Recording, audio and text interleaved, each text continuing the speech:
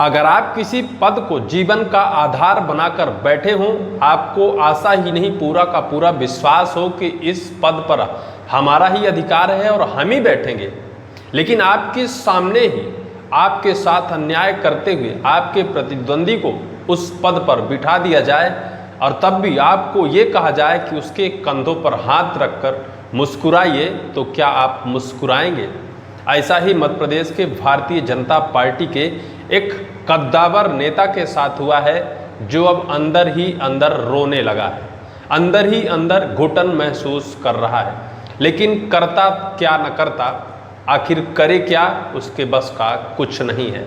हम बात कर रहे हैं मध्य प्रदेश के भारतीय जनता पार्टी के वर्तमान में निर्वाचित प्रदेश अध्यक्ष हेमंत खंडेलवाल को अचानक से निकालकर मध्य प्रदेश के प्रदेश अध्यक्ष की कुर्सी पर बिठा दिया गया, उनके नाम का ऐलान कर दिया गया। हालांकि ये कवायद कई महीनों से चल रही थी, लेकिन जिस तरह से कवायद थी और कवायद में जिस तरह से कई बड़े दिग्गज इस रेस पर दौड़ते नजर आ रहे थे, जिस लिस्ट में हेमंत खंडेलवाल का नाम कहीं नहीं दिखाई दे रहा था, दूर दूर तक बहुत पीछे उनका नाम था। लेकिन कहते हैं कि भारतीय जनता पार्टी में अक्सर वो होता है जो सबको हैरान कर देता है। जब 2023 का विधानसभा चुनाव हुआ था तो मध्य प्रदेश के मुख्यमंत्री के चयन के टाइम पर भी ऐसे ही हैरान करने वाला फैसला आया था, जो अब मध्य प्रदेश के प्रदेश अध्यक्ष यानी मध्य प्रदेश का जो बॉस होगा वो होंगे हेमंत खंडेलवाल, बैतूल से विधायक हैं।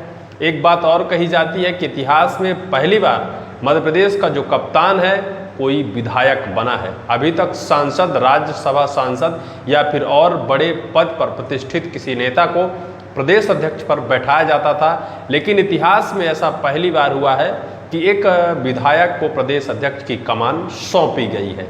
लेकिन हम बात उस शख्स की करेंगे जो शख्स अंदर ही अंदर अपने आप पे घुटन महसूस करने लगा है, अपने आप में रोने लगा है, जबकि मध्य प्रदेश के बड़े बड़े नेताओं का भी उसी की तरफ इशारा था कि उसे ही बनाया जाए प्रदेश अध्यक्ष।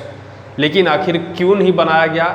वो शख्स कौन है, पहले क्या था, अब उसके हालात कैसे हैं और आने वाले टाइम पर उसने ऐसे क्या संकेत दे दिए हैं जिससे अब ऐसा लगने लगा है कि बीजेपी शायद अब उसे पसंद नहीं है, या फिर बीजेपी का नाम सुनते ही उसकी धड़कन तेज हो जाती है। हम बात कर रहे हैं पूर्व में रहे मुख्यमंत्री शिवराज सिंह चौहान के राइट हैंड नरोत्तम मिश्रा, जो पूर्व में गृह मंत्रालय भी संभाल चुके हैं। बहुत बड़े धाकड़ नेता एक जमाने में माने जाते थे, जहां वो जो करते, जो कह देते, वहां किसी की नहीं चलती थी। शिवराज सिंह चौहान को भी नरोत्तम मिश्रा की बात माननी पड़ती थी। नरोत्तम मिश्रा अपने बयानों को लेकर हमेशा चर्चाओं में रहे हैं, लेकिन विधानसभा चुनाव 2023 में उन्हें करारी हार का सामना करना पड़ा। और उस टाइम पर जब उन्हें उस करारी हार का सामना करना पड़ा, तब उन्होंने अपने दर्द को बयां किया था। वहीं उन्होंने यह भी कहा था कि समंदर का पानी कम होता देख किनारों पर घर नहीं बना लेना, मैं समंदर हूँ, वापस जरूर आऊँगा। यह नरोत्तम मिश्रा का एक वक्तव्य आज याद किया जाता है और कहा जाता है कि नरोत्तम मिश्रा जी ने तो कहा था कि मैं समंदर हूँ, लौट कर आऊँगा। पूर्व में रहे गृह मंत्री नरोत्तम मिश्रा को मध्य प्रदेश की प्रदेश अध्यक्ष बनाने को लेकर ज्योतिरादित्य सिंधिया सबसे ज़्यादा उत्साहित थे।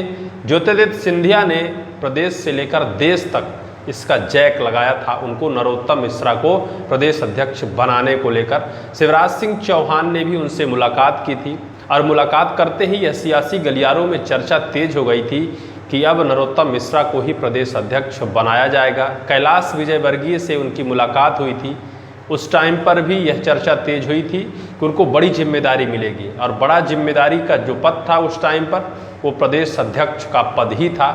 जब देश के प्रधानमंत्री नरेंद्र मोदी मध्य प्रदेश की राजधानी भोपाल पहुंचते हैं तो अगुवाई के लिए नरोत्तम मिश्रा को भेजा जाता है।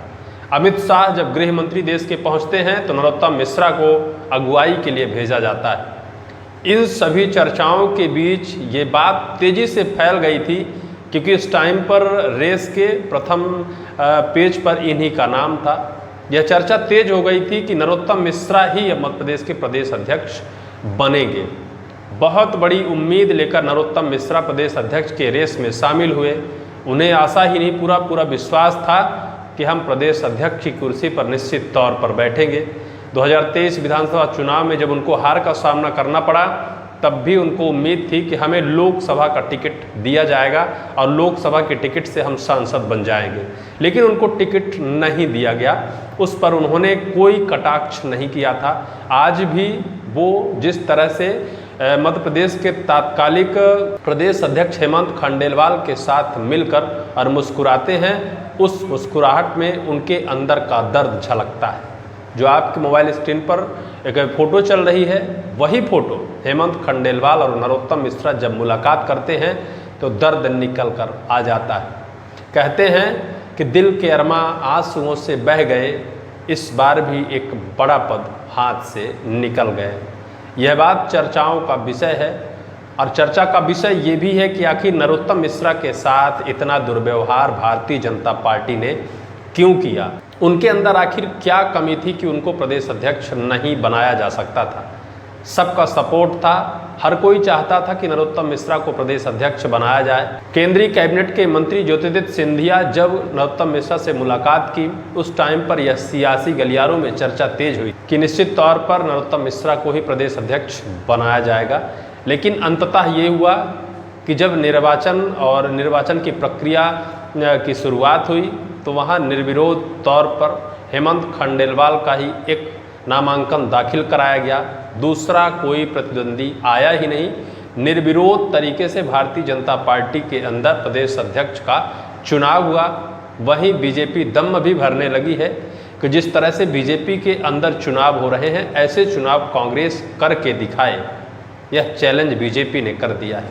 वहीं इस बात पर भी चर्चा तेजी से है कि आखिर नरोत्तम मिश्रा का अब क्या होगा।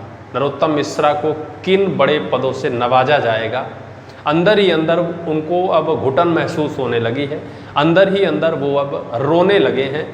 कह नहीं पाते कुछ, क्योंकि वो अपने ही विधानसभा दतिया से हार गए थे और हार के बाद अगर कुछ देना होता या फिर कुछ दिया जाता तो प्रदेश अध्यक्ष का पद उनको दिया जाता। लेकिन अब प्रदेश अध्यक्ष के उस कुर्सी पर सुशोभित हो चुके हैं हेमंत खंडेलवाल। मध्य प्रदेश के मुख्यमंत्री मोहन यादव के चहेते माने जाते हैं हेमंत खंडेलवाल, और मुख्यमंत्री मोहन यादव अपने पसंद का प्रदेश अध्यक्ष नियुक्त करवा दिया है।